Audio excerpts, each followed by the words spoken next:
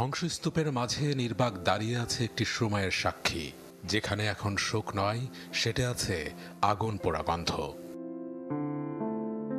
ধানমন্ডি ৩২ নম্বর। একটি বাড়ি তো শুধু নয়, স্বাধীনতা সংগ্রামের আতুর ঘর। মুক্তিযুদ্ধের সঙ্গে ঐতিহাসিক এই বাড়িটির যে রয়েছে নিবিড় সংযোগ। পথের উল্টো পাশের রক্তাক্ত দেয়াল চিত্রে এমন কথা লেখা থাকলেও বাস্তবতার কষাঘাতে চিহ্ন হারিয়ে সেই ইতিহাসই এখন স্মৃতিভস্ম। দেয়ালে ১ আগস্টের কিছু ক্ষত অবশিষ্ট থাকলেও ৪৯ বছর পর আরেক আগস্ট অক্ষত রাখেনি কিছুই।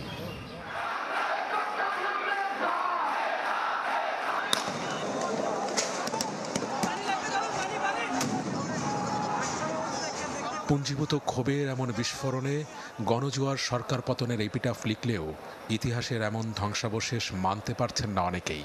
বলছেন, আবু সাইদের সিনা টান করা বুক কিংবা মুগ্ধর তৃষ্ণাত্ম কণ্ঠ তো কেবল স্বৈরতন্ত্রের দুঃশাসনকে ভাঙতে চেয়েছিল। ইতিহাসও কি?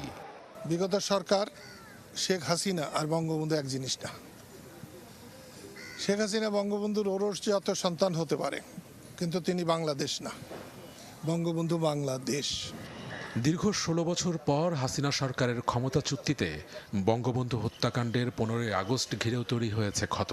চিরচেনা উদযাপনের প্রতিচ্ছবিকে পাশ কাটিয়ে মানুষের ক্ষোভের আগুনে পুড়ে যাওয়া এই ভবনটি এখন হয়তো ইতিহাসের আরেক দফা পালাবদলের সাক্ষী হয়েই কেবল রইবে।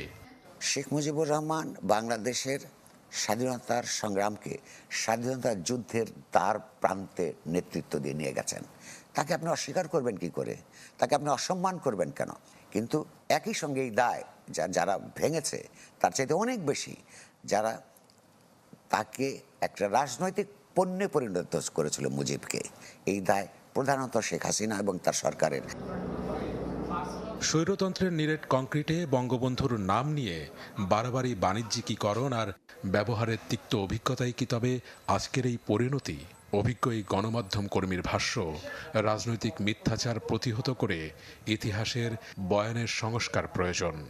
বুক চিতে ওঠা একটা তরুণ, প্রতিবাদী তরুণ, তাকে টার্গেট করে একদল পুলিশ দাঁড়িয়ে আছে, সঙ্গে তার কিন্তু বুক বরাবর ফায়ার করছে। সারা পৃথিবী দেখেছে। তারা বলে আমরা এটা মারি নাই। আচ্ছা, তাহলে আপনি বলুন তো, ১৯৭১ সালের স্বাধীনতা যুদ্ধে সম্পর্কে তারা যে বয়ান দেয় ৫৩ বছর আগের কথা, সেই কথা কি পরিমাণ মিথ্যা হতে পারে? এই যে ইতিহাস সংস্কার অত্যন্ত একটা গুরুত্বপূর্ণ ঘটনা, ইতিহাসের বয়ান তৈরি করা। ঘাত প্রতিঘাত পেরিয়ে ৫০ ঊর্ধ্বে দেশেরও রয়েছে ইতিহাসের অজস্র আর অখণ্ড প্রতিচ্ছবি।